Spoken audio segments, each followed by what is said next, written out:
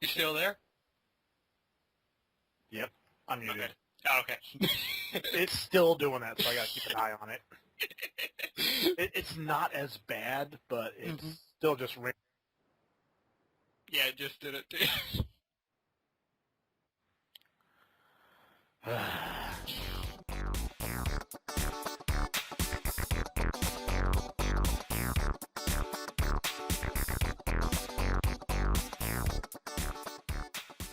Greetings and salutations, everybody, and welcome to the CanUK Podcast, the podcast done by fans for fans of everything nerdy. I am your host, Lord X, and I welcome you to the show this evening. Joining me today is a man who needs no introduction. It's Dr. Lech. Doesn't that count as an introduction? Shut up. Oh. Hi! I'm back. How you doing this week, Lech? It's been a while. Yeah, I know. Work. I don't even know where to start with work. But actually, some good news. Got a text from my boss today. Apparently, we're up 16% from last year. Oh, awesome. Yeah, we're right now in one of the top 10 most improved clubs. Sweet. That's really great to hear, man. Oh, yeah. And the best part is, all this happened before they started coming down to fix us again.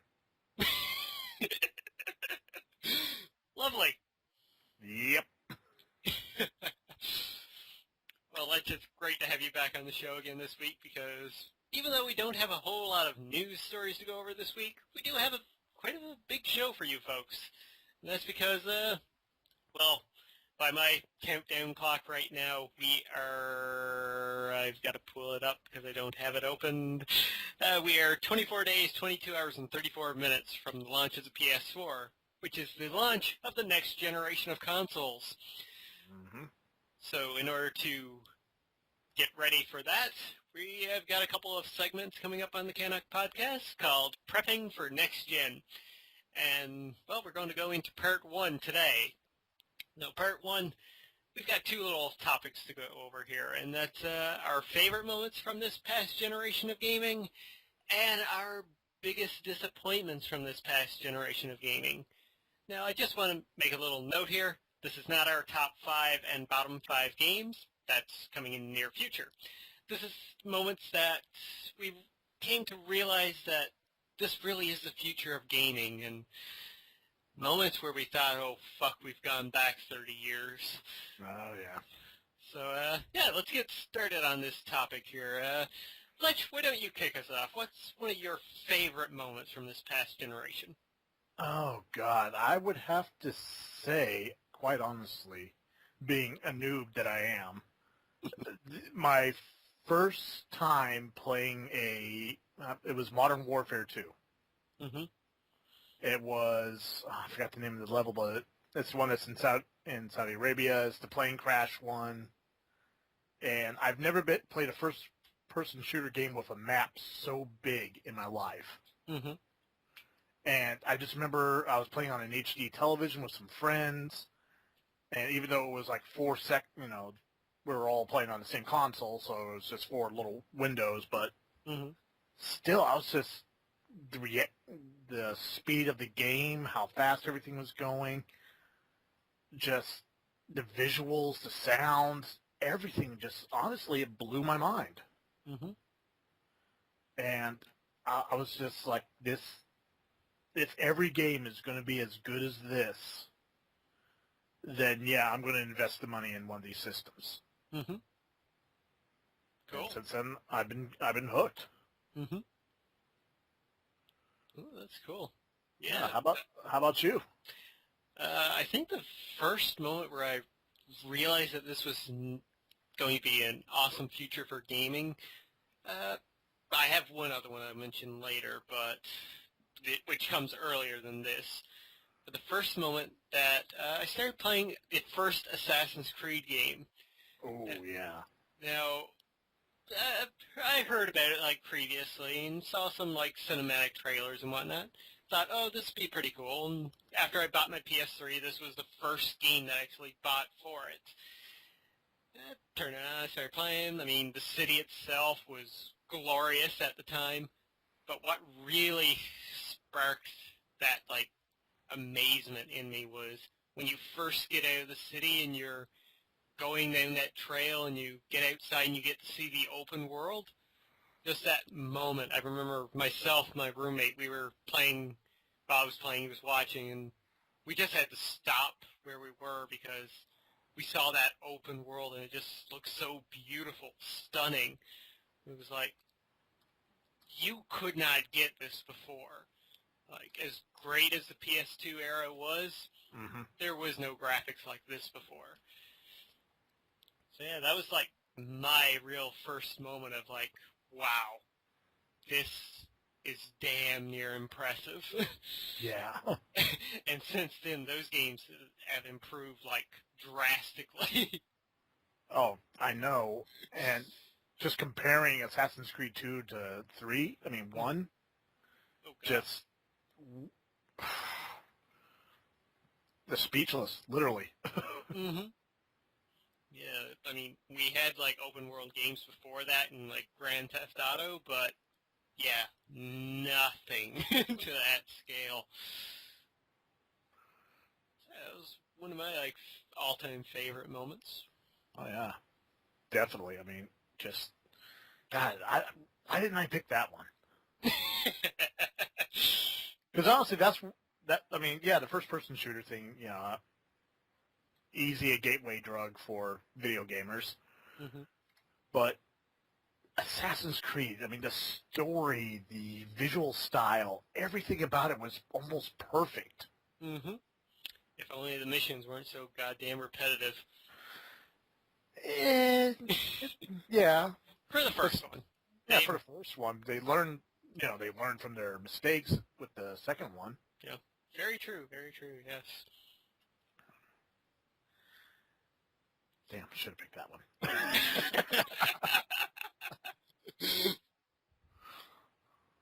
What's another favorite moment for you then?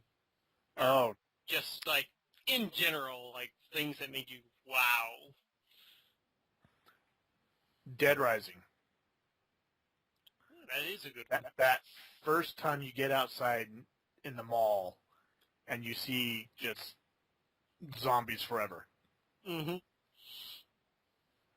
That was just never before have I played a game where I could see that much going on. Mm. Yeah, wow. I always have a funny little memory of Dead Rising because I technically never played the Xbox 360 version first. Mm-hmm. I actually played the Wii version. Oh, God. The Wii version? Yep. That was my first experience with Dead Rising. And I have to admit, it was actually pretty fun, you know, using the Wii emotes for killing zombies. Yeah, I can imagine. Right? You know, if we're talking about Wii games, well, actually, no, I'll save this one for the top 5 list. Well, I actually do have a Wii one, and, well, hopefully it isn't what you're thinking about, but I'm going to have to say first time experiencing Mario Galaxy for the first time. Just like the improvements that, just when you thought Nintendo wasn't done innovating when they made Mario 64, they actually were able to, like, evolve platformers to a whole another level with Super Mario Galaxy. I mean... Yeah. They moved it to a 3D level that worked and made sense. Yeah, that one was incredible. And yeah, that was the one I was going to mention. Well, you still can. We're not necessarily talking about the game. True. Yeah, Oh, man. just the way So should we talk about the ones that set everything back 30 years? Sure, let's dive into that then. Because there's always more venom and, no, what's the other term out there? Vinegar for that stuff. Yeah. Oh, let's get the one big obvious one out of the way. Microsoft with the Kinect, and PlayStation with the Move. in an era where it's like, oh, Nintendo made a profit, we can too. Let's jump on that cash cow. Yep. Sadly, I did buy a move, but yeah, didn't necessarily work out for either company. Nope. And I think the biggest disappointment from the Kinect was, well, that's where Rare went. One of the all-time greatest developers from the, I'm not sure if they did anything for the NES, I'm sure they did, but Super Nintendo, Nintendo 64, their games were incredible. Oh my god, Donkey Kong, I couldn't think of it there for a second. Yeah. Perfect Dark, Banjo-Kazooie, Conker's Bad Fur Day, and then Microsoft bought them. Yeah. It was kind of sad, not going to lie. Mm-hmm. Yeah, that's definitely probably the biggest disappointment I've had from this generation. Let's see. Biggest disappointment I had was one I actually spent $57 on, only because I bought 2 copies. Okay. X-Men Destiny. I swear to Jeebus, I was playing a PS2 game. Yep. As we talked about before on the podcast, I had to suffer through that myself. Because I bought a copy of the 360 for me, Mm-hmm. and a copy for the PS3 for my roommate, because it was around Christmas time. I was like, hey, they dig X-Men. Here, this should be fun. Oh. I wanted my money back. I played it one time, and then I was just like, where's these big choices that they were bragging about? I mean, Christ, it was such a disappointment. Mm-hmm. Yeah, I think that's one thing we can put into one topic in itself, like choice games. There have been some that done it extremely well, The Walking Dead, Heavy Rain. Yes. And then there's some other games that not so well. Fable. There you go. Fable, X-Men Destiny. Oh, especially X-Men Destiny, because no matter what you picked, it was just always the same reaction every time. Mm-hmm. Yep, yeah. I know, I Yep. played through that fucking game twice to get a platinum. Both sides? Yeah. Yeah, I went first playthrough. I was going for Brotherhood. Fuck this. I'm going Brotherhood. Mm-hmm. Gonna make Outrage, damn it. Brotherhood. And no matter what I did, the X-Men were just like, okay, if that's the way you feel, we'll be here if you need us. Yep. Well, what? You want to kill all of humanity? Okay, well, if you ever need to talk, here's my number. And when the hell did they turn Nightcrawler into a Rasta? Oh, God, yes. Just such a disappointment. Like I said, the graphics were bad. The gameplay itself was... God, I played better PS2 games. Mm-hmm. It literally made me reconsider. Yeah, I completely agree with you. After having such hits as, like, Marvel Ultimate Alliance, we got that. It was, Oh, God, yeah. Those were always so good. so I guess we should have expected as much from the creators of Two Human. Personally, I blame, besides Activision, Silicon Knights, Mm-hmm. Doug Hedger, he was the main producer. Writer was Mike Carey. Never heard of him. Don't think he ever read an X-Men comic book in his life. Probably not, no. It would help to actually learn the source material. Hell, even when Bryan Singer made the X-Men movies, he watched the cartoon series, Mm-hmm. then made the movies based more on that, which wasn't bad. No. The first two were good. Yeah, the third one, which he had nothing to do with, was drizzling shits, but... Mm-hmm. I'm Xavier. I'm just going to play with everyone's head, even though that goes against every moral standing that I have. Well, I think that leads us into a very good point here for disappointments of last gen, and that's, we still can't get good games based off of, known franchises, for the most part. True. I mean, these days, for example, the movie tie-in game. Mm-hmm. It's a quick cash grab. Yep. Well, that's all it is. Mm-hmm. The Avatar game was horrible. Battleship the movie, the game, which... had nothing to do with the movie. No. Or the game, for that matter, for Christ's sakes. I know. The sad part is I liked the movie. Yeah, it was a fun movie. It was a fun movie. That is exactly what it was. But the game was just like, well, let's make it a first-person shooter. Why? Yeah, just... And... Let's see, what else was there? I'm trying to think of some of the other... Well, we had to... Let's go back to, Game of Thrones game. Oh, yeah, that's right.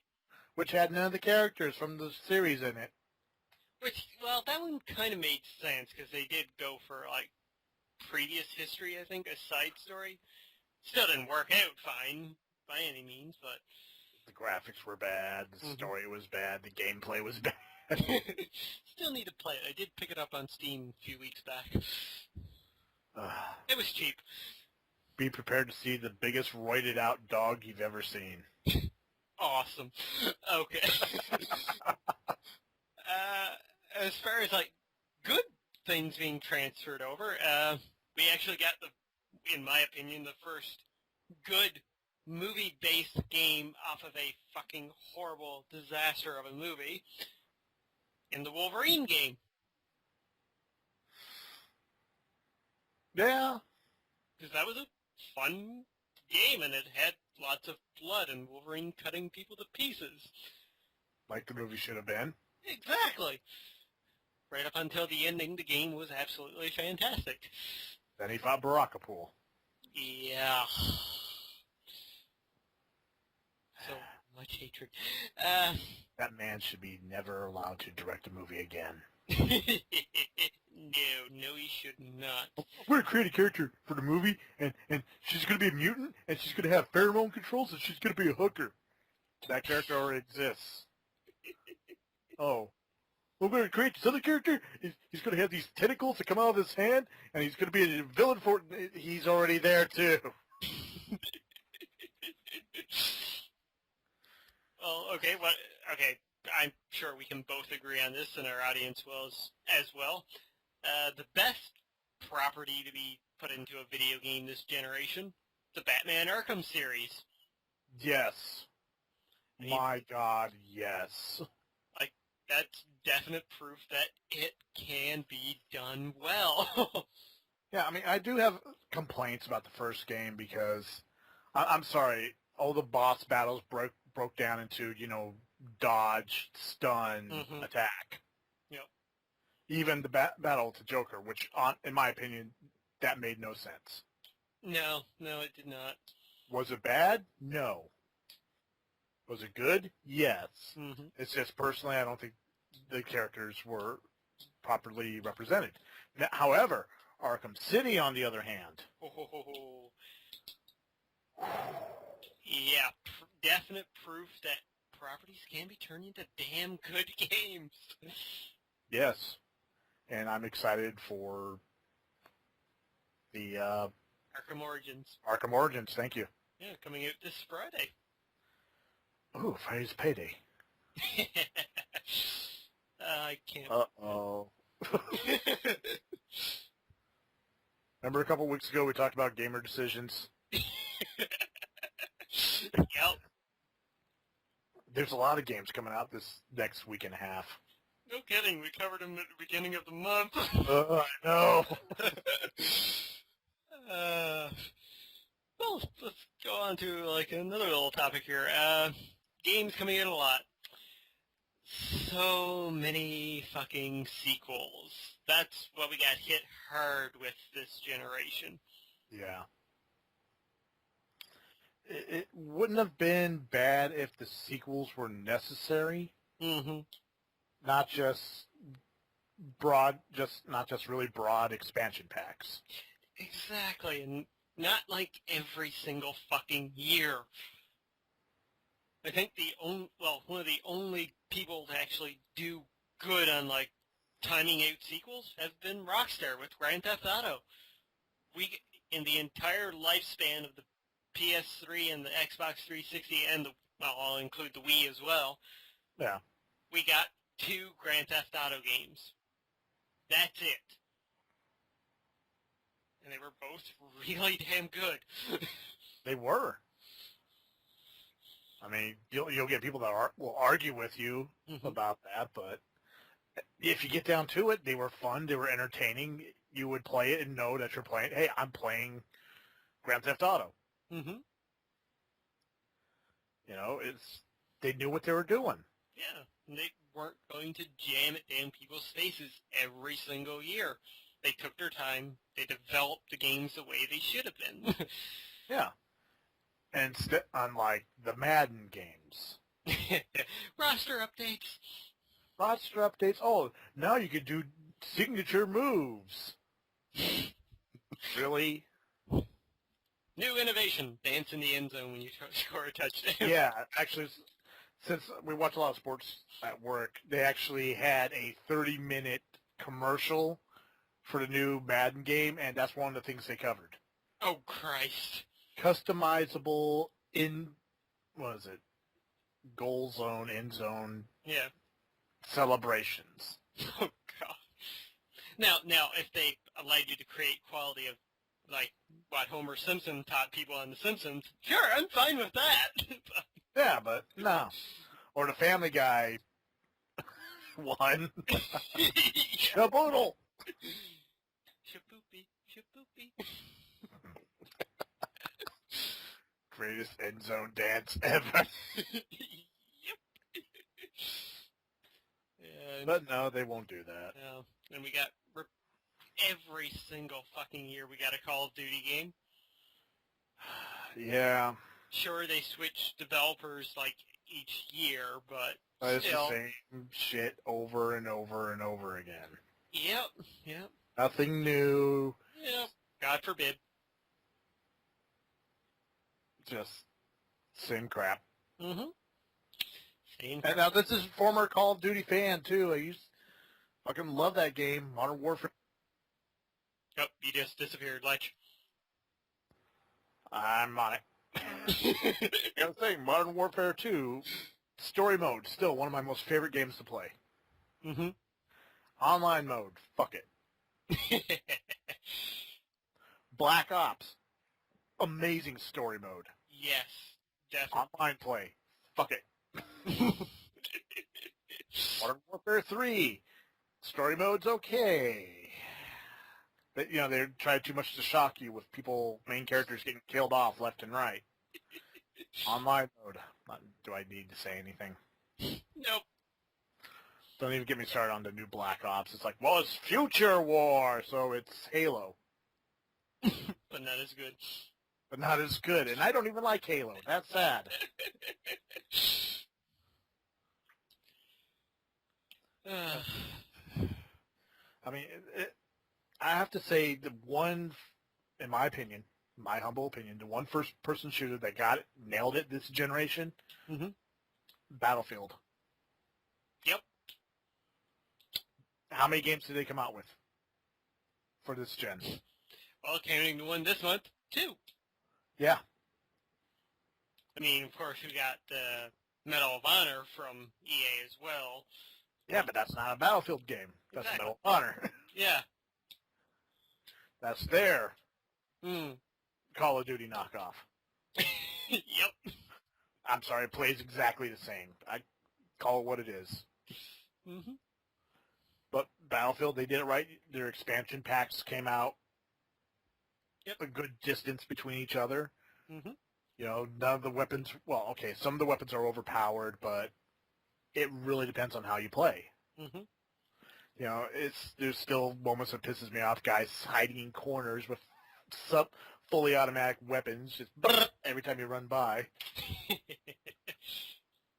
But the cool thing is, you can get them. Just blow up the building they're hiding in. Yes, and I think that's another great, thing we got to see that left us in awe this generation. The amount of, destructibility and such in video games. Yeah, I mean, that's one thing I never understood. Why the Call of Duty series never picked up on it? Mm. The maps are small, so the destructibility programming shouldn't be that difficult. No, shouldn't. Where you got games like Battlefield and, oh god, that name, Red Faction. Red Faction, yes, where you can destroy everything and then use time travel to repair it. That was a Red Faction game, wasn't it? Yeah, I think so. Yeah, that's the one that has the unicorn that farts out destructive rainbows. Yes, yep. Wow, what the fuck were they thinking? First time I saw that, I literally set the controller down. It was like, the fuck? Oh, that's the other great thing we got to see from this generation. Some developers saying, fuck it, let's do something crazy. And it works. Yeah, look at Ubisoft with Far Cry 3 Blood Dragon this year. Oh, yeah, that's a great example. Saints Row 3. Yeah, and 4. Another one, they were just like, you know what, fuck it, let's just have fun. Mm-hmm. God, that one WWE game that came out. All-Stars? I think that was it, the one where it was more like caricatures of the wrestlers, not realistic. Yeah. Yeah, that's the one. It was for crazy and over the top and ridiculous. Mm-hmm. You know, it was a fun game. Yeah. It was probably one of the best wrestling games from this generation because it went back to that arcadey style. Exactly. And sometimes you just need to do that. Mm-hmm. I mean, I wish more games would just say, fuck it, let's just have fun. Mm-hmm. And I think that leads us into another great moment of this past generation, the rise of indie games. Oh, God, yes. I mean, yes, the majority of them are on PC, which, you know, is, well, I guess PC never changes, so it's always gen. Yeah. But just upgrade your PC, so... Yeah. But, yeah, from stuff like the, well, back in the beginning, it's kind of gone downhill since, but the Microsoft Indie section, mm-hmm. that really kickstarted everything, and Sony has done fantastic lately with indie developers. Yeah. They'll be doing so in the future. Even Nintendo did great with indie devs. Yeah, and honestly, there's one game I have to talk about that I'm sure everyone's played. I made a game with zombies in it. I have actually not played that. It costs $1. And it is a great over-the-top looking down. Zombies are after you. You have to spin around and shoot them. Oh, okay. And that's it. But it is brilliant. Because it's exactly what it says it is. Mm-hmm. You made a game, and there's zombies in it. There you go. Some examples I can pull out of my head at the moment. Stuff like Journey, The Walking Dead by Telltale. Yeah. I mean, there's an indie game that actually won Game of the Year last year. Damn good reason, too. Yeah. Hotline Miami's another great example. Yeah. Minecraft. Oh, God, yeah. Not only the king of the indie games right now. I mean, more people play that game than any other game. Mm-hmm. Yep, I'm pretty sure you can search YouTube and you'll get more results for Minecraft than you will for Call of Duty. Yeah. I'm trying to think of some other Arma 2. Well, is that necessarily an indie game, though? Yeah, well, it's a foreign game developer who's never really had a foothold in the Oh, okay. U.S. But the only reason why they got popular is because of a mod, Yeah, exactly. which I still haven't gotten to fucking work. Keep saying I need to add something, and every time I add, it's like, nope, this is the wrong version. A couple more I can think of. Faster Than Light. Yeah, that's another great Fez. Oh, Fez, yeah. Even though the developer's kind of nuts, but yeah. Let's see, another great one. The Binding of Thomas. Is that the one I'm thinking about? The Binding of Isaac. Yes, Isaac. Thank you. Yeah. You might have been thinking of Thomas Was Alone. Yeah. That you can view on my channel, but enough of that later. Just so many great games that are just coming out that are, it's the style, great stylization, just making something good with what little they have. Yep. And it's being innovative. It's not like falling to the same old repeated shit that like games like Call of Duty and Assassin's Creed have to do these days. They have to, kind of make things flow along the same kind of beaten path because they spend millions upon millions of dollars doing it. These indie devs, they make a game for, say, a couple thousand at most of the time. Yeah. And they get to do something innovative that they want to do, that they're not, like, forced into doing. Yeah, another game that kind of suffered from that recently was the latest God of War game. Oh, God of War Ascension. Yeah. Still haven't played that.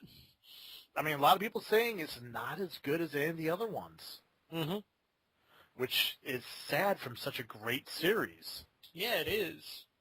I mean, 1, 2, and 3 probably was some of the best games ever, but yeah, and of course, this leads on to another disappointment. Tacked on multiplayer. Because every fucking thing needs multiplayer these days. That's right. Everyone needs multiplayer. Gotta have multiplayer. Yep. So you can get screamed at by a 12-year-old who thinks he's untouchable just because he's on his big brother's Xbox. Yep. Even though I didn't necessarily like the game that much, been trying to play it, just really can't find the effort to do so. But I'll give props to BioShock Infinite for cutting out their multiplayer aspect. Yeah, because BioShock 2 obviously tacked on last minute. No shit. Everything was tacked on in that game. But there is a exception to the rule. Oh? Last of Us. Oh, yes. Yes. You can add Uncharted 2 and 3 to that as well. I mean, from everything I've been seeing, the multiplayer for that's actually good. It's thought out. You feel like you're playing the main game. Yep. Yeah, I can speak from experience on that. It's really well done. And that's good. If you're going to do something, fucking do it right. Don't just tack it on and pray that it's going to work. Like, seriously, the last Max Payne game was bad enough, but then let's do this multiplayer. Everybody gets bullet time. How's that going to work? We don't know!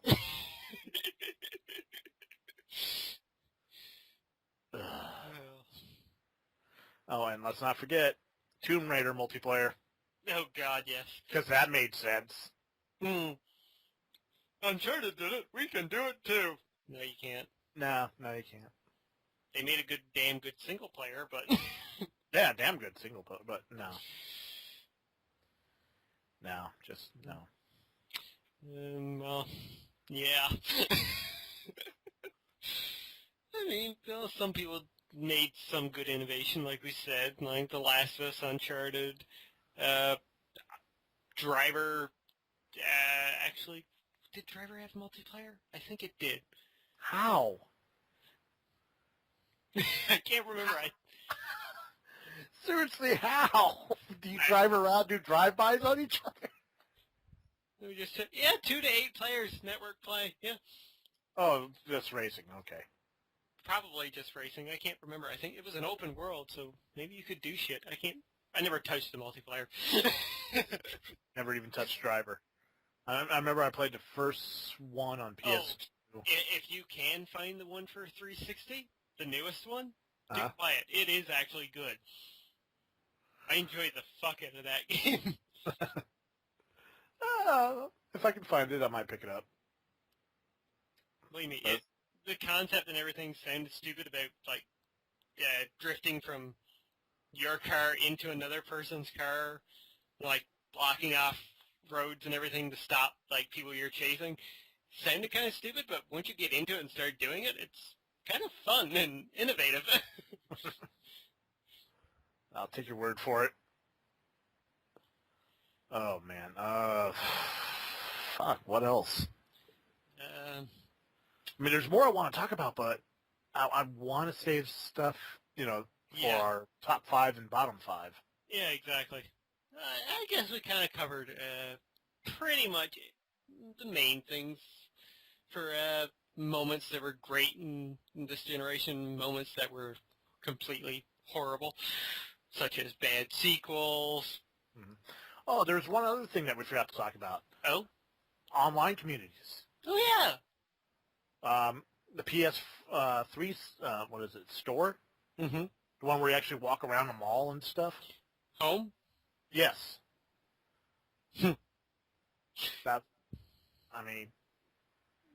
Meeting people online, making friends. Yeah. I'm not going to lie to you. I used Home for a little bit. Then, yeah, no. Yeah, no. I'm sorry, but for me, that's probably one of the biggest disappointments of this past generation. Well, jumping from the PS2 where, the biggest thing was you needed to hook your modem up True. to it to play a couple games online to an actual dedicated community, servers and everything just... Yeah, true, yeah. Yeah, it's a great concept. Sony just never fully realized it. That's the only issue. Yeah. And, fuck, Nintendo realized it. Yeah. That's sad. With your little, what is it, Mii's? Mm-hmm. Which was fun, not gonna lie. Oh, yeah. Yeah, I mean, just going with the handheld of this generation, the 3DS, I mean, the Miiverse and everything, that's fucking addictive as hell, the street passing and everything. You actually, if you watch any of the Rooster Teeth guys, their podcasts and whatnot, they're always being talked about being addicted to street passing. I believe it. I believe it. Like, they rarely talk about the games, but they're always going on about street pass.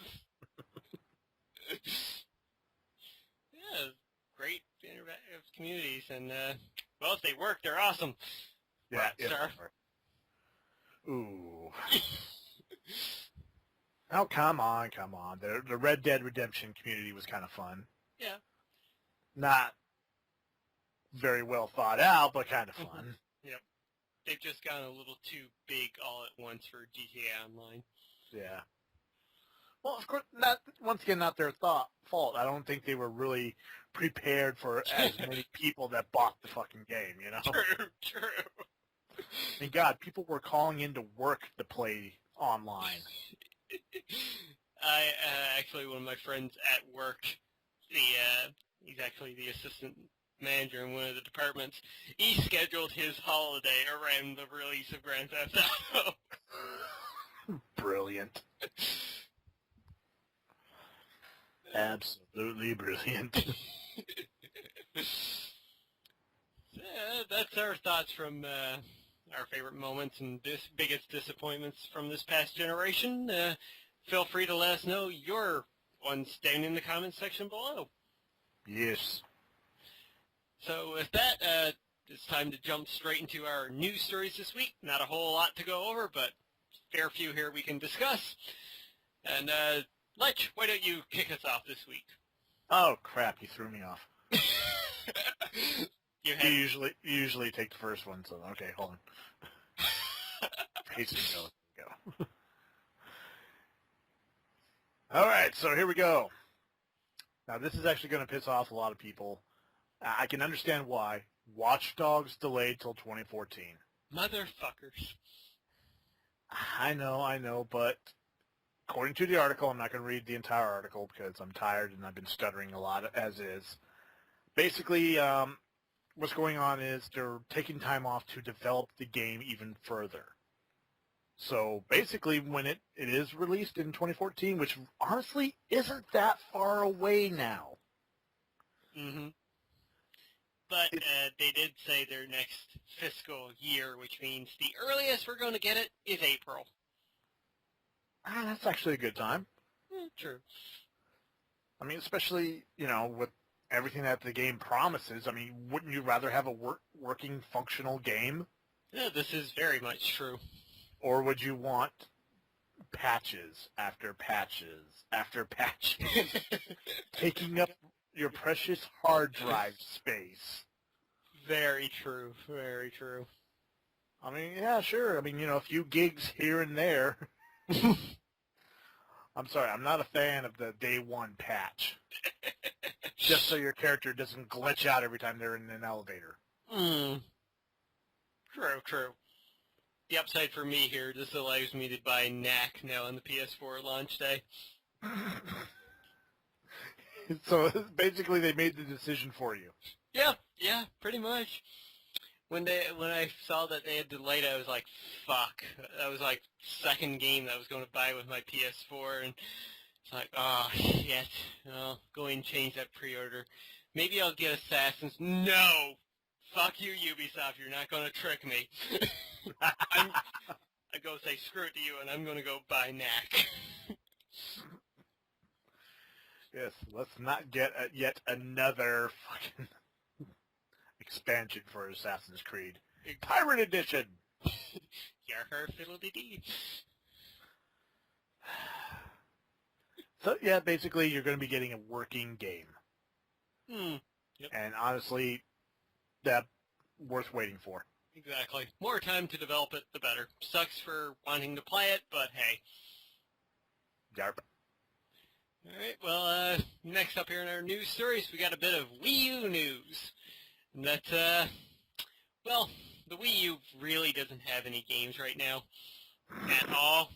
At all. There's a few coming, and there's a couple out, but, yeah. Not even FIFA. No, not even FIFA, sadly. But, yeah, the PS2 got that. But, next E3 2014, we're going to get some news on the Zelda HD game for the Wii U.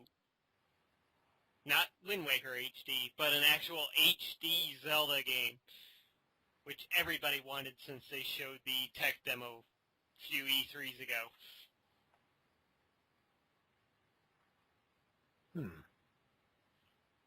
Yeah, this is something that would make me want to buy a Wii U.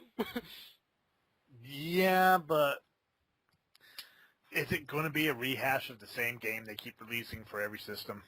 Well, it is Zelda. Yeah. I mean, I'm sorry. I loved the GameCube version. Mm-hmm. My all-time favorite right there, flat out. Yeah. But then when it came out for the Wii, same game. And are they just going to do it again for the Wii U? Probably. Same game, better graphics, slightly longer. Mm-hmm. Not really, brr. Yeah. But, yeah, I'm sure it'll be a system seller, that's for sure. Because, I mean, hey, if you want, even though it'll probably be the same kind of story and everything else, it's going to be a Zelda game. It's going to be fun. Oh, yeah. No doubt about that, but is it just going to be the same Zelda game? True. Though, it'd be nice if Nintendo, We know Zelda's going to be coming, just like we know Mario's going to be coming, and, well, Donkey Kong as well. Why not, like, give hints saying, like, a new F-Zero is on the way, or, fuck it, a brand new Star Fox game. Too many people would go crazy over a new Star Fox game. Seriously, too many people just be like, "Rah!" There'd be riots in the streets. Cars would be flipped over. Comic book stores will be raided. Game stores will be raided. Just insanity. Oh, man. Or a new Metroid. I would love a Metroid game on the Wii U. A new good Metroid game. Yeah. One where she's not going on about the baby.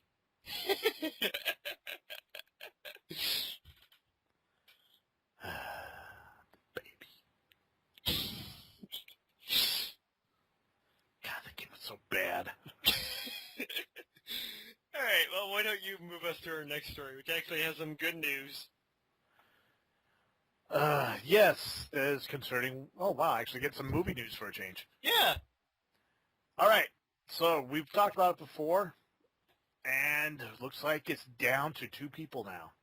Mm-hmm. For the role of Ant-Man in the upcoming Ant-Man movie, Paul Rudd or Joseph Gordon-Levitt. That's right. Either one of these guys could be the character. Yep. Either one of these guys. I mean, you look at their pictures. You know, you look at fucking Paul. You look at Joseph. It's like either one could be Hank Pym. Mm-hmm. Easily. Yep. We know these guys can act. Mm-hmm. So it's just kind of just a matter of time to find out. Yep. I mean, Joseph Gordon-Levitt would probably be even better for the sorry. comedic side, anyway. Oh yeah, we know he can do comedy. I mean, hell, he was acting alongside of not John Cleese. Fuck, Third Rock from the Sun. What was his name? Fuck, the Trinity Killer. What's his fucking name? Yeah. Oh my God, why do I forget his name? I hate myself. Such a great actor, and I can't. Oh. Yes, we know who he is. Yeah. Yeah, write it in the comments below. Anyway, alongside him, you know, doing improv on Third Rock from the Sun for years, and just seeing how he's matured into, you know, a young male to, you know, an adult in Inception. Yep. Where he's still got to, you know, use a lot of his comedy in there. Mm-hmm. Which I thought was great. He's like, especially the scene when they're in the lobby and he looks at the girl, he's like, quick, kiss me. Did it work? Nah, but it was worth a shot. Yeah. Brilliant! Mm-hmm. Either one of these guys could do it. Mm-hmm. And honestly, I'm kind of leaning towards JGL. Mm-hmm. Another actor to jump from the DC side of things over to the Marvel side. Yeah, the reason why? Because in a recent interview, he denied it. Ew. But in Hollywood, that's practically saying, yes, I'm doing the role. Mm-hmm. Yeah. And we know how Marvel likes to be shush-shush on things, so...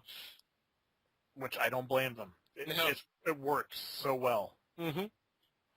If you're doing something right, don't stop. Yeah, exactly. Just don't be like DC and have a versus for your second film. Like, still gonna watch it.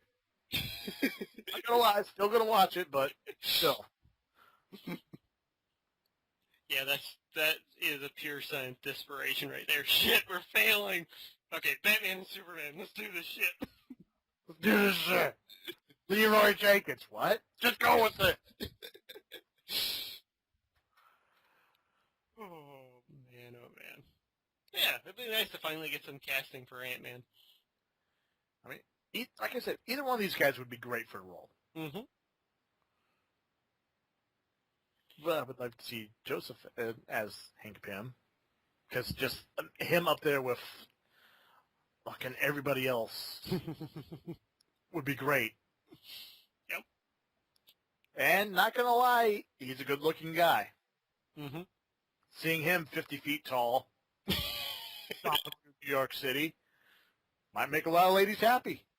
Yeah, yeah. Just saying. All right, well, speaking of it making people happy, Sony continues to do so. It was announced this past week that 4 new games, or rather not new games, but 4 games are coming to the PlayStation 4. And if you own said games, you're going to get them for free on the PlayStation 4. And these aren't small games by any means. These games are Sound Shapes, a very innovative platformer, Escape Plan, which was originally a Vita game, Flow, which was really cool, and the first game from that game company, which gave us all Journey, and also from that game company, Flower. Flower. Now, Sound Shapes and Escape Plan, they're already on the Vita and the PS3, but Flow and Flower, they're coming to the PlayStation 4 and the Vita now. And the best thing about this news altogether, if you own the games already, you get them for free on the PlayStation 4. Oh, yeah. Mm-hmm. And I'm very happy because I own Flower and Flow, so I'm looking forward to playing Flower in 60 frames per second on the PlayStation 4. Now, for those who don't remember, Flower is the one where you're a bunch of petals blowing on the breeze. Mm-hmm. I know that doesn't sound like a fun game, but it is. Yep. It's very relaxing. It's very calming. Mm-hmm. I'm kind of excited to play that one on my Vita more so, to be honest with you, too. Beyond break at work, just playing Flower. Games at work.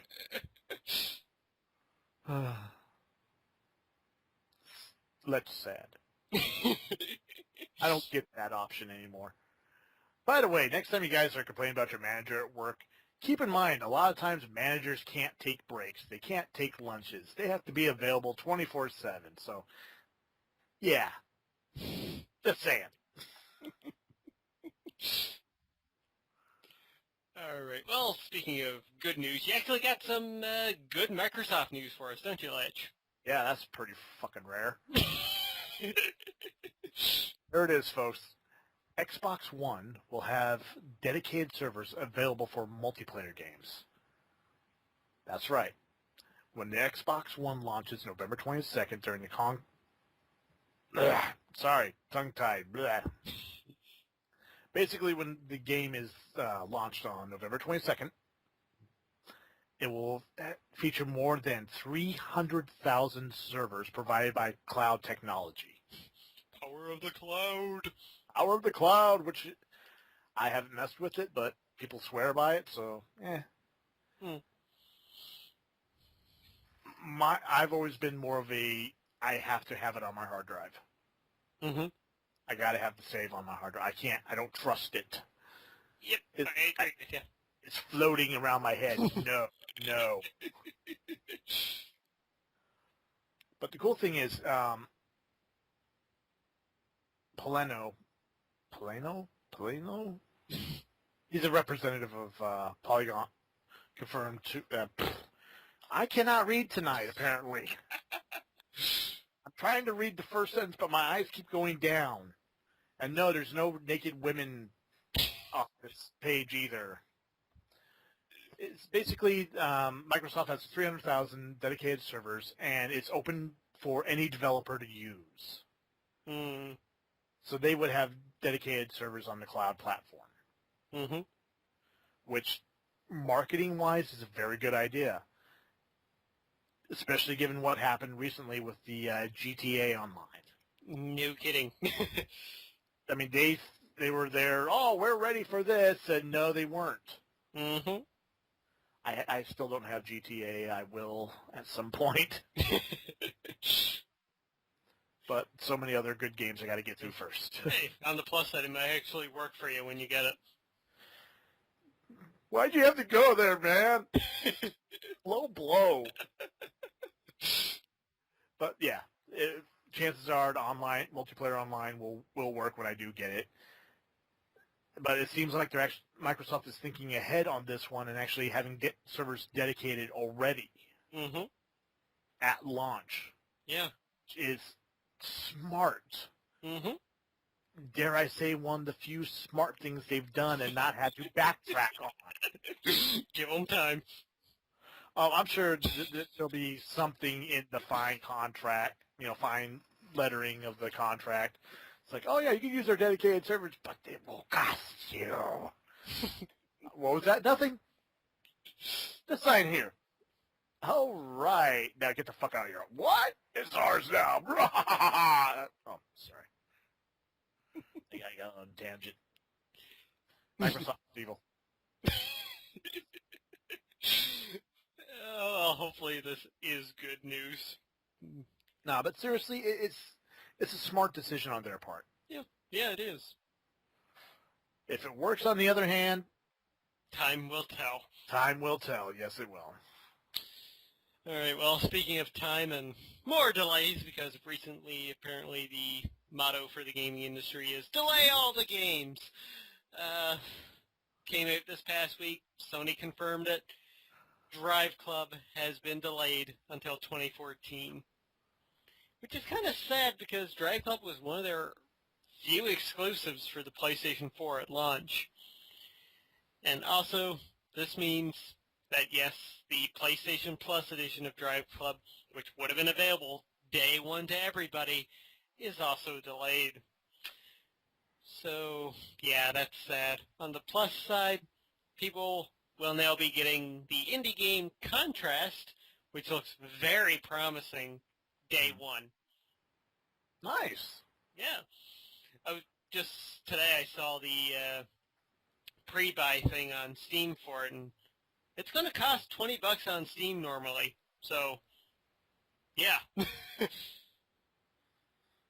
That's actually not a bad idea. I mean, once again, Sony doing things right. Mm-hmm. Yes, we have to delay a game, but you know what? Here's another good game to keep you busy until it's ready. Mm-hmm. Smart marketing. Yep. Treat your customers good. They will always come back. Indubitably. I mean, it kind of sucks because they're kind of losing out to the people that wanted a racing game at launch.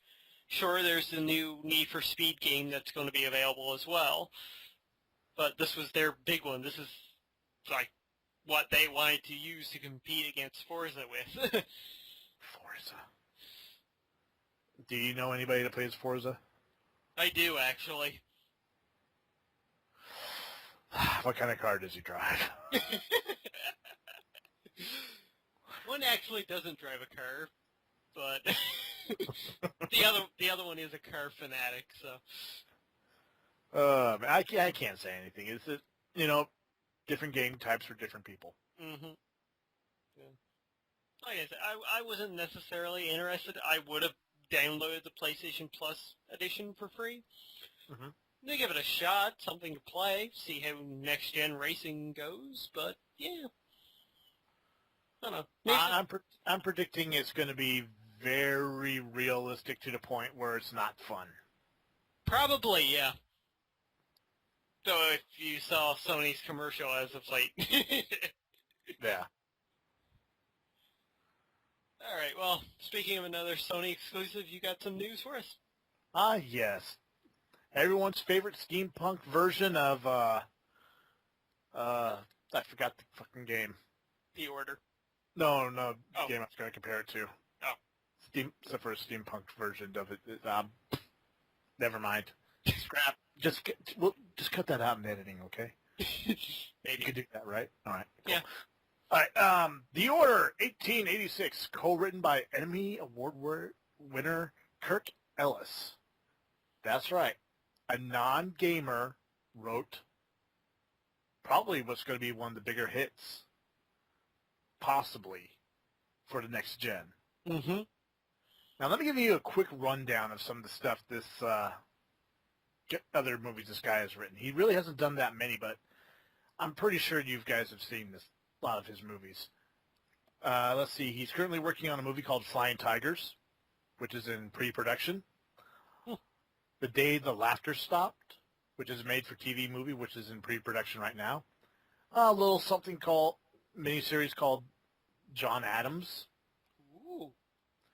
Let's see, Into the West, another TV miniseries. The Complete Story of Anne Frank. The Three Stooges made-for-TV teleplay. Beach Boys. He does a lot of biography movies. Oh, cool. Like, I don't know if you've seen the Three Stooges one. It has Michael Chiklis in it. No, I haven't, no. It is actually really hard to watch because just seeing how they were treated Mm-hmm. and how basically they never received any of the money that the studios were making off of them. Oh. It's heartbreaking. Let's see, Naked Truth, The Grasped Harp, Death Street USA. That sounds like a great movie right there. Beach Is it Boys. about Detroit? Probably. Let's see. Oh, another name for it was Nightmare at Noon. Oh, God. That's always... You know, when your movie has multiple names, that's not a good sign. No. But yeah, this guy actually has some strong writing credentials when it comes to teleplays, which in the new medium that video games is going, the new direction I should say that they're going in, where it's more of a experience. Mm-hmm. That's a good thing. Yeah. And from what I've seen of the Order, 1886, that might be exactly what the game needs. Mm-hmm. That little oomph to get you to buy it. Mm-hmm. So, I'm excited. Yeah, me too. I haven't said that in a while. Are you so excited you can't hide it? I know, no. But I want to. It's that hour of the night, ladies and gentlemen. Yes, it's been a very, very, very long week. Yeah. All right. Well, nearing the end here. Came out this past week that Rockstar is working on the next version of a famous IP. Ooh, Manhunt 2. Wouldn't it be 3? There was a Manhunt 2? Oh, yeah. Wow, that must have been good. Let's see here. Although it's unclear, this is from the IGN article by Chris Pereira. Although it's unclear exactly which of Rockstar's franchises he's referring to, an employee of Rockstar's support studio has revealed work is being done on the next version of a famous IP. In a Koaku, I still said that wrong, report, internet sleuth Super Netelition? What the fuck? Discovered this on a LinkedIn profile of Rockstar New England. Yeah, they're in production of a new IP, which, surprise, surprise, I hope it's Red Dead 3. Oh, I hope so too. Because I would love to see how it goes, where it goes from. You know, he just got revenge for his father's death. It's still at that time where you can get away with the Wild West motif. Mm-hmm. You know, that's around the time my grandmother was born. Mm-hmm. Good God. Other hints here is possibly a sequel to L.A. Noire, which was a fantastic game, or a new Bully game. Ooh. That was a good game. Mm-hmm. And, I mean, since... Such outrage over the title, even though the kid was fighting against the bullies. Yeah. That made so much sense. I mean, since the first Bully game took place in it was a private high school, right?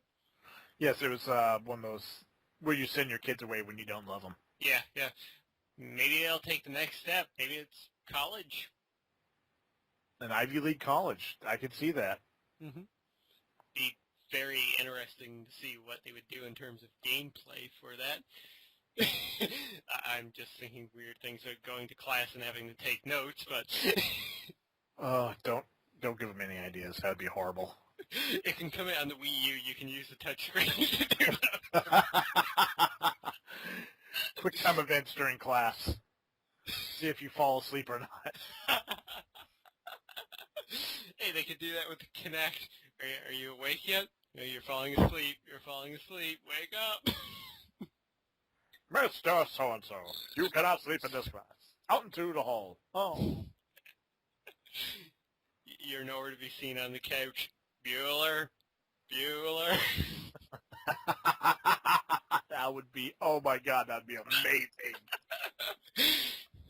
I would purposely just leave the couch. Just hear that. Oh, man. Oh god, what other Rockstar games have there been? See, Red Dead, there- Grand Theft Auto. There was Anarchy, Mm-hmm. which, it wasn't that good of a game. Max Payne? Didn't they sell Max Payne? I can't remember. Because that last one was just, I thought it was good. you know, to me it didn't feel like a Max Payne game. Oh, okay. You know, because all throughout the other ones, he always kind of had this sense of humor about him, Mm-hmm. despite how fucked up everything has become for him. Yeah, sure. And this one is just, he was a broken old man, Mm-hmm. True. which isn't the character. I don't see that happening to him, you know? Yeah, I agree with you. I mean, it'd be like, say, I'm going to use a comic book reference here. Kurt Wagner, the Nightcrawler. Many, many years, happy-go-lucky guy. Mm-hmm. It's like suddenly making him religious. Oh, wait, they did that. Well, I look like a demon, so I got to be religious. Mm-hmm. Okay, I've actually got a list of Rockstar games now in front of me here. Okay. Let's see, we've got the usual Bully. They did Duke Nukem D-Day for the PS2. Oh, it was canceled. Never mind. They did Earthworm Jim 3D, apparently. Let's see, GTA. I know they did more games. Oh, wow. It was canceled, but Halo Combat Evolved was originally supposed to be for the PS2 from Rockstar. Really? It's listed here, yeah. Let's see. Wow. L.A. Noire, Manhunt 1 and 2, Max Payne, Midnight Club. That was a racing one, right? Yeah. No. I can see that. Smuggler's Run. Oh, God, I remember that one. That one was pretty bad. It was pretty bad. I remember renting it and then breaking the map. See, they also did The Warriors, based off the movie. Yeah, that's right. And, let's That was see. a good game. Mm-hmm. So it was though it still has a to-be-announced date for the PS3 Agent.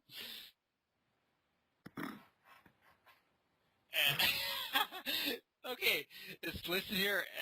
It was canceled, but they had 2 Austin Powers games in development, apparently. Oh, my God. I don't think the world could have handled an Austin Powers game. No. Well, they do have a few franchises that they can pull out on that isn't GTA or Red Dead, actually. So who knows what they're doing. Manhunt 3 would be very interesting. Ooh, yeah.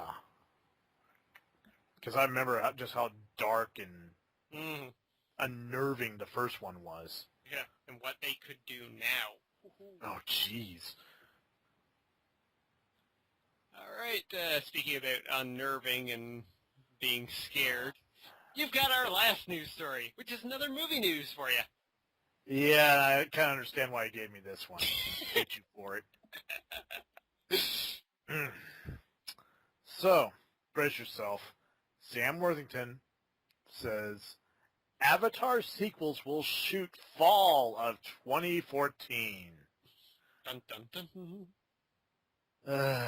Now, I'm referring to the giant blue cat people, not the bald-headed kid that can control the elements. In a way, I think we're almost thankful for that. As long as M. Night Shyamalan doesn't do any more of those movies, I'll be happy. So, as filmmaker James Cameron continues developing Avatars 2, 3, and 4, franchise star Sam Worthington gave an update on upcoming sequels, revealing that the production will begin this time of next year. They're still writing it, actor told Fritz and Whippa. Who the fuck are these people? We are going to start filming this time next year, and we will do 2, 3, and 4 in one shot. Whew. How long did it take him to do the first one? About a year? Yeah, I think so. Because I know it was like severely under, like he kept such a tight leash on the production. Mm-hmm. You know, nothing got out about it, but a year. And they're going to be doing 3 movies in one shot. God help Sam Worthington. He can do it. He's a Terminator. With an exposed human heart. I don't know why. But that's right. They're going to start filming this time next year, and the Avatar 2 should be in theaters by December 2016. Yay. And Avatar 3 will be December 2017. And so on as money can be made. Because James Cameron did not make enough from the first one. No, he only starts, paying for deep sea subs. I'm sure at this point he has a space station built. Dude, I wouldn't be surprised if he's got a camera crew and cast all ready to fly off to Mars next month. Terraforming of it, That guy has so much money, it's not even funny anymore. Mm-hmm. I'm just waiting for the day when him and the guy that, the head CEO of Virgin just cover themselves with like honey and billion-dollar bills and wrestle in a pit. I don't know where I'm going with this, but fuck, he's got a lot of money.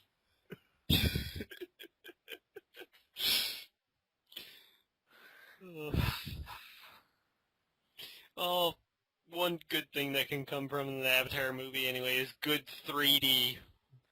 Yes, I mean, I did not like the first one. I thought it was really overrated, but I will give credit where credit is due. The special effects were amazing. The 3D was amazing. Just, in my opinion, the story and the acting were not 100%.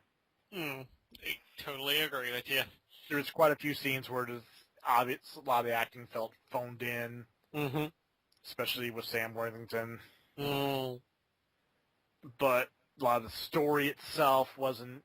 I'm sorry, I made a comparison. It was Ferngully, almost to the T. The only thing that was a giant Robin Wood. If they gave the flying thing that they all clicked their ponytails to and flew around on, if they made that one fit by Robin Williams, then it would have been Ferngully. Yeah. I think I would have enjoyed it so much more. All right. Well, I think that wraps things up for our news stories this week. So let's quickly dive into our been playing, been watching, and been reading section. Oh, man. You want to start off? Because I haven't been playing anything. All right. Well, it's like you've been playing some interesting stuff. Yeah, I have actually. The first one I have here on my list that came out, I played it last week, but since we never really had a podcast to discuss it, I kind of saved it for now, and that was Beyond Two Souls, the newest game from Quantic Dream and David Cage, who everybody seems to hate on so much. for good reason in some points, but yeah, I've got to say the game was incredible. I thought. It was fucking beautiful. Oh, definitely the visuals and the acting. Oh my God, Ellen Page was incredible in that game. Willem motherfucking Dafoe was in the movie. Okay, I mean, I called it a movie. It's a fucking game. It felt like a movie. Yeah. So yeah, where I pre-ordered the game and I got the limited edition, which actually came from with some PlayStation avatars, one of which was Willem Dafoe, which I'm now using. Oh my God. So if you have me on PSN, you can look at my picture, and it's a picture of Willem Dafoe right now. But I have to say, the game is really well done. The story structure, I can understand how it's going to turn off a lot of people. It is fractured up into pieces. Mm-hmm. One moment you're playing her as an adult and she's a CSI agent. The next minute, she's a 5-year-old. The next minute, she's a teenager. Then you're back to being a CIA agent. Then you're in the Navajo Desert for some reason. Actually, personally, that was kind of one of my favorite chapters. Oh, it's probably the best chapter in the game. By far. I mean, I love that chapter. But yeah, it's kind of structured that way. I liked it personally. I love that sort of shit that kind of messes with your mind a bit, structurally. And it allowed you to learn things about her in a different way. Like, you'll play a story and you quite don't understand something, but then you get this other story and you're like, oh, okay, now that other thing made sense. Yeah. And the controls are good. I mean, I was kind of put off at the beginning, but they grew on me. Now, as for the other game I've been playing this past week, pretty much non-stop since it came out, I'm a fully grown man, but I'll admit I've been addicted to Pokemon X this past week.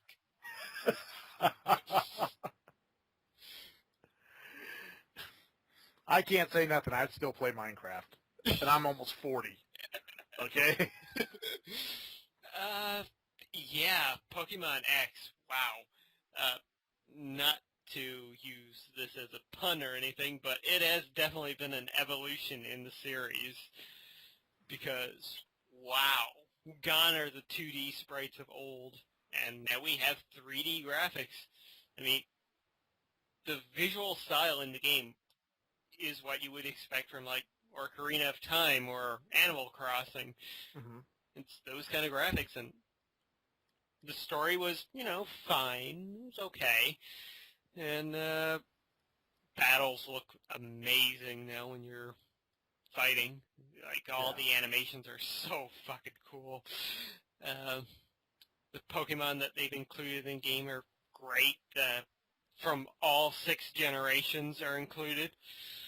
Fuck, is it really up to 6 now? Yeah. There are over 700 Pokemon in the game. Or, well, not right now, but the national Pokédex you get at near the end of the game shows over 700. Yep. That's crazy. It's going to take a while to catch them all. But if anybody can do it. It won't be me. Let's see, what else can I say about the game? Mega Evolutions. I was kind of, wondering how they were going to work, but it feels natural. It's great. Now, for those who don't know, what exactly is a Mega Evolution? Okay, well, you got your standard evolution, Charmander to Charmeleon to Charizard. Right. Now, with Mega Evolution, in the game, your Pokemon, you can give them certain stones. Charizard's one is called Charizardite X, I believe, because he has 2 different ones, X and Y. You give him that one, and throughout the story, you get a stone for your character. And basically, almost like Digimon, because honestly this is kind of what it is, you can activate the stone on your character and your Pokemon will evolve yet again. And in the terms of Charizard X, he evolves into I think it's Flying Dragon type. But whole new look to the character, beefed up stats, and yeah, it's an extra evolution that only lasts for that battle. Oh, wow. Yeah. So you activate it with Charizard into the battle. If Charizard dies, that's it. Even if you have another Pokemon that can Mega Evolve, like Lucario, or I'm trying to think of some of the other ones, Blastoise or Venusaur, you won't be able to do it. It's one-time use per battle. Kind of a ace in the hole type deal. Oh, wow. Yep, and not all Pokemon can do it, only certain ones. Of course. Yeah.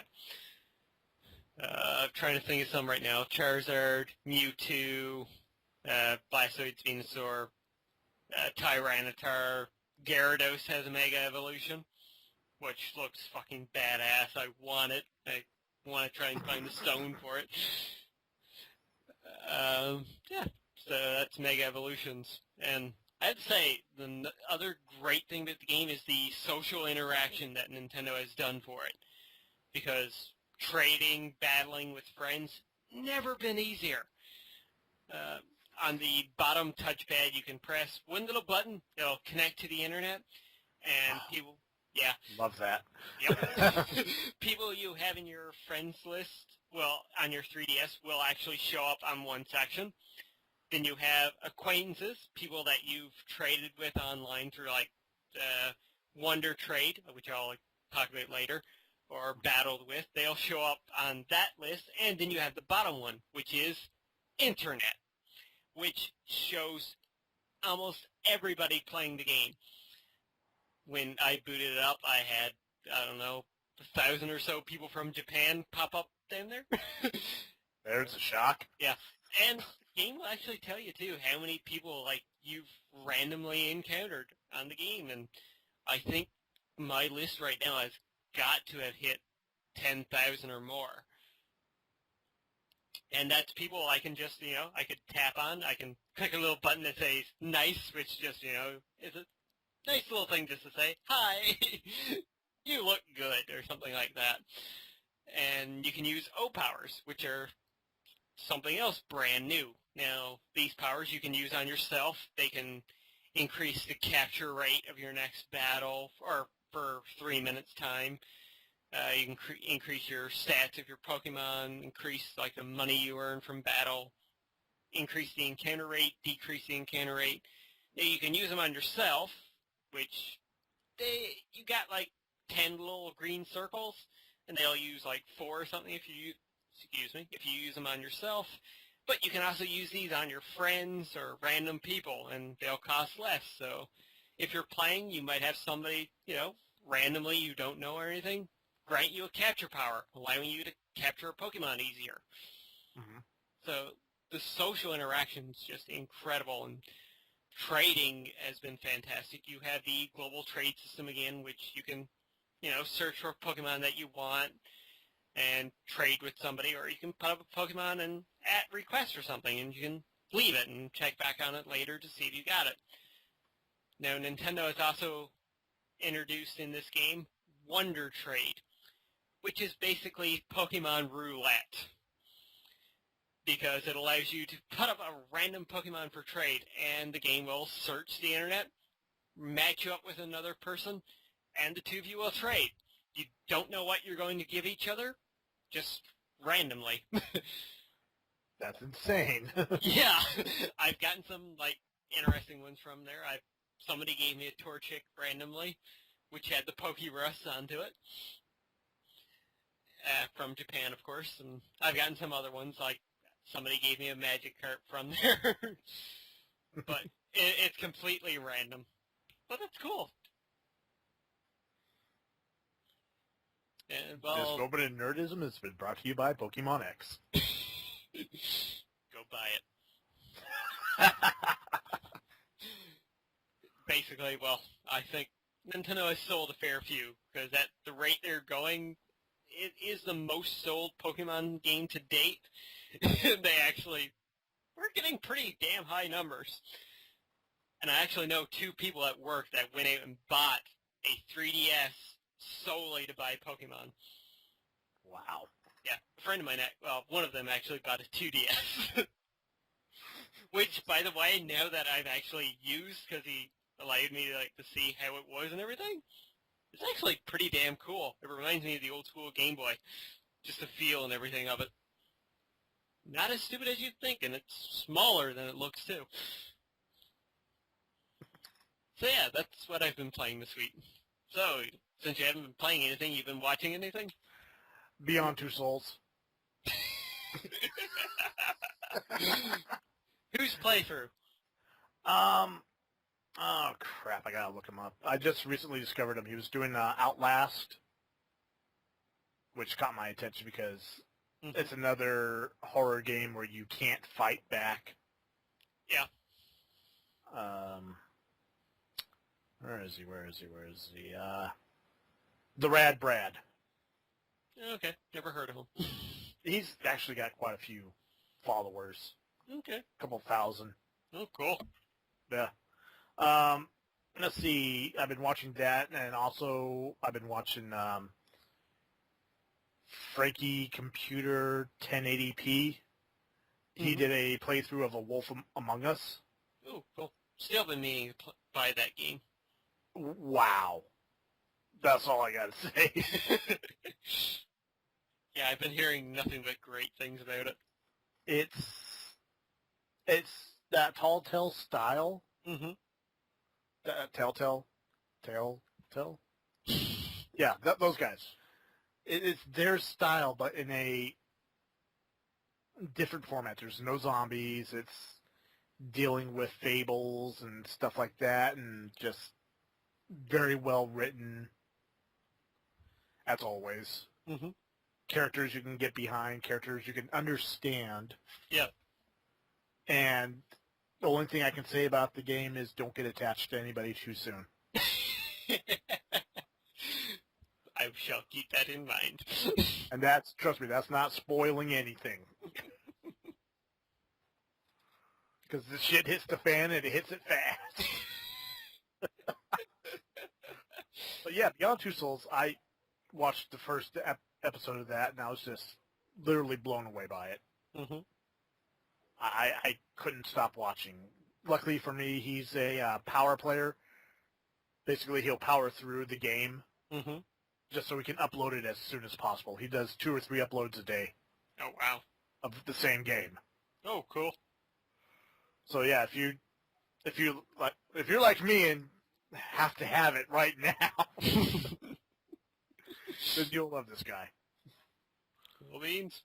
Even though he's a bit frustrating to watch at times. How can I put this? He's one of those people that will purposely miss stuff. Like, oh, what's going on? I don't know what I'm doing. Oh, okay. Like, oh, Jesus Christ. Dude, no, stop. Just stop right there. Just, no.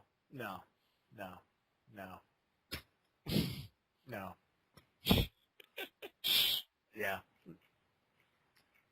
That's all I've been watching. Haven't been to the movies. But you have. Yes, I have. This was actually 2 movies I wanted to talk about on last week's podcast, but saved them for this week. Where you're the only person that's seen them. Where you're the only person who's seen them. Yeah. Hopefully that'll change next week. Mm-hmm. Well, the first of which was, both of these are like complete opposite ends of the spectrum, too. The first of which was Gravity, which, when I first saw the first trailer, I thought, oh, this is Fucked, the movie. And it basically turned into Fucked, the movie. Yeah, I would have to agree with you on that one, because just the nerd fallout from the movie itself. Mm-hmm. And the movie's been doing fantastically well, too. Yeah, as well as it should. But like I was saying, the nerd fallout from it. You have all these quantum physicists and people that are, have degrees I can't even begin to pronounce, bashing the movie. Yep. It's unrealistic. Oh, that wouldn't happen. Oh, you couldn't see this other space station. Well, just from my experience, then I can't touch on that because I had no fucking idea about those things, but the movie was so good. I was literally on the end of my seat for the entire thing. And just like movies like Day After Tomorrow where you feel cold the entire damn thing, or Rise of the Phoenix where you just want to drink all the fucking water you possibly can while watching it. Yeah. With Gravity, I think I might have took 5 breaths the entire movie. Because the whole thing's about, at the beginning anyway. There's no spoilers. It shows you in the commercial. Yeah, she's fucked. Yeah, she's running out of oxygen and pretty damn quickly. Every breath matters. Oh, man. But yeah, I have to say, incredible. I saw an IMAX 3D. Oh, God. Best damn 3D I've ever seen. And beautiful, like those wide panning shots of like just emptiness sometimes and having the earth there in the background. Beautiful. Absolutely beautiful. I've been kind of disappointed. I've wanted to go back and see it again before it's out of IMAX. It's just that good. The acting's fantastic. What's her name?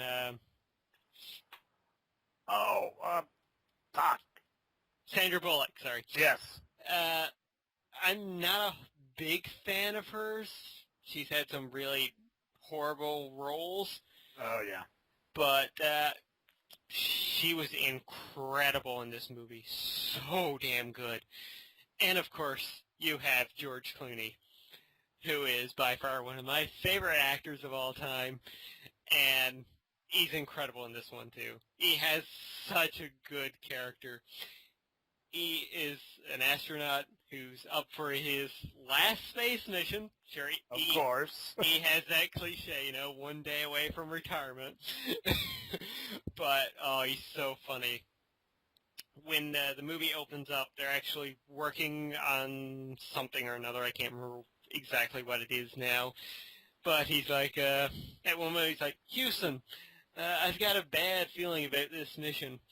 They're like, yeah, keep going, explain further. He's like, well, every time we fly over Texas, 6 years ago, flew over Texas about 6 weeks, and all I could think about was her down there looking up at me, and Houston was like, oh, not this story again. And Clooney goes on to explain about how he went back down to Earth, found out that his girl had ran off with another guy and stolen his car.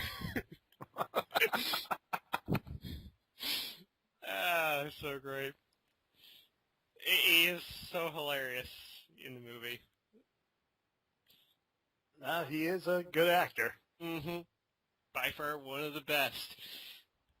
Even though he played Nipples Batman, but... Nipples Batman. Oh, I didn't know there was nipples on the costume. Bullshit. What, you couldn't look down? As for the other movie I saw this past week, last week, it bombed at the box office, which is quite a shame. I wouldn't say bombed. It came in 4th place. Yeah, but it was on a $20 million budget. It made about $4 million. Yeah. Which is a shame, because it did worse than the first one, and it had such great star power in this one, too. And that's Machete Kills. Say it right. Machete Kills. Machete. Which, oh my god, if you thought the first one... Okay, this is how I will explain it. The friends I went and saw it with, one of them explained it perfectly. Machete, the first one, was Saints Row 2. Machete Kills is Saints Row 3 of movies. Oh God, I gotta see it. It gets so fucking ridiculous in the kills. There's one in the trailer, which isn't really spoiling it, where he grabs a guy by the neck and jams the machete into an electrical box and shocks the guy with the electrical current flowing. I saw that. That is the most tamest of the kills throughout the movie. Wow. Now, I won't, because you are going to go see it, right? Yes, I am. Okay. You know how they do the fake movie trailers at the beginning? They did it for like the Grindhouse style ones. Yeah. They have one of those at the beginning. It is by far the most amazing thing ever known to man, and must become a movie. I'm sure it will, because people are falling in love with movies they can just have fun with. Mm-hmm. Yep. And it's by far the most absolute ridiculous fucking thing I've ever seen. The only other thing I will mention about Machete Kills, because I don't want to go into spoiler territory, maybe once you've seen it we can do a little spoiler cast onto it. Okay. The movie goes in a direction that the ending is so amazing. That's all I will say. Wow. Be prepared. That's all I have to say. Be prepared. I do have a spoiler that I am going to drop on everybody. Okay. If you would kindly show our viewers that image, trust me, this is going to be worth it. Okay. That random hot chick from Machete. I'm waiting for it. Still hasn't come through to me. Still hasn't come through to you. No. It would help if I put it in the...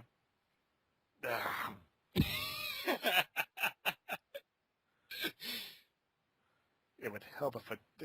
Oh, I'm so inept. Give me a second. That's the wrong chat box. Some random friend just got... Yeah. Well, you can edit that out, right? People don't need to know that I fucked up, right? Right? Ah, yes, her. Yes. One Miss Alexa Vega. You might remember her better from the Spy Kid movies. Yeah, she has grown up. Ah. And let me just add to this little picture. It's even better when she turns around and starts walking away. I bet it is. Oh, I'm such a dirty old man.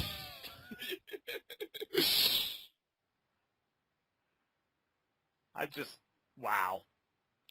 And the sad part is, who's the director? Robert Rodriguez. Yeah, he used to babysit her. Mm-hmm. And now he's exploiting her. In an exploitation film. Machete Kills. Going to hell. It's going to be fun. You got first class tickets now. And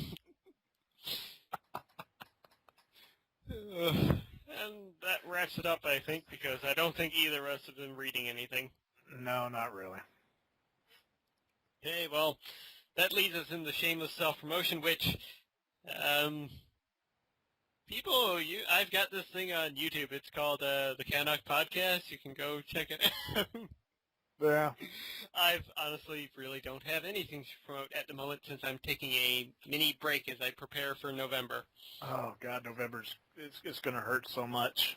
Mm-hmm. That's why I'm trying to get everything recorded and ready to go, so I won't have to do any. Oh, like my thumbs, I'm developing arthritis. I mean, listen to this. That's my knuckles just closing. I mean, I can do it again, and again. You know, that's my left hand. You don't even want to hear my right hand. I'm right-handed. Ooh. Nah, actually, I know how to pop my knuckles from Bruce Lee. I do it all the time. I just like freaking people out. I'm like, no, seriously, I got arthritis. Listen. But yes, winter is coming, and Winter is coming. or well, rather, November is coming. Oh God! Oh, can I talk about one thing I'm really excited about? Okay. 50 years of Doctor Who. Oh yeah. Oh yeah. Seriously, people, you need to watch this. Mm-hmm. Watch the teaser trailer they came out with. I'm just nerding all over the place. I'm getting cramps in my shoulders because I've been nerding so much. At least it's not cramps in your groin. Well, that's just chafing, but I won't go into that right now.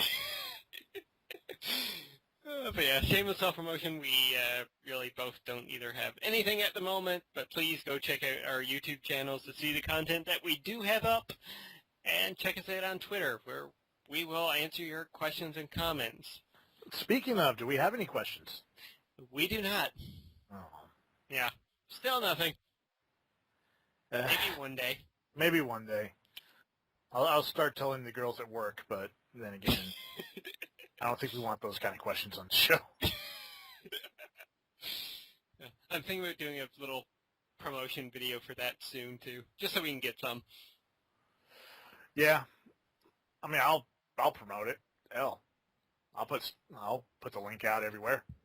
Okay, cool beans. All right, so we'll try and do that for you guys so we can maybe have a questions and comments section soon. And remember, if you ask a question or comment down below in the podcast, you get a chance to win a free game. We've got a whole bunch right now, including Killing Floor, Saints Row, Bastion, Limbo. Oh, it's such a good game. And so many more. Just, ask Oh, God, that was such another great indie game, too. Limbo. Yes. Oh, my God. Anyways, I do believe that's going to do it for the show this week. Even though we said it was going to be a short show, we still last quite a while. Well, we're good like that. Yeah. We don't give them a half-ass. It's all or nothing. Very true. Other podcasts are like, well, we're reaching the 20-minute mark. We better stop now. No, fuck that. We got shit to say. Indeed. But anyways, it is time to wrap up. So, Lech, will you do us the honors? I'll try to if my mic works with me this week. Thank you, one and all, for gracing us with your wonderful presence on this week's CanUK Podcast. I am the one, the only, thank God, Dr. Lech. Over there is my associate, the guy who allows me to come over here and make a complete ass out of myself, just through my mishaps and whatnot, Lord X. And once again, thank you. Without your support, we are nothing. Mm-hmm. We'll catch you next time. Goodbye, everybody. Peace! And that is a wrap.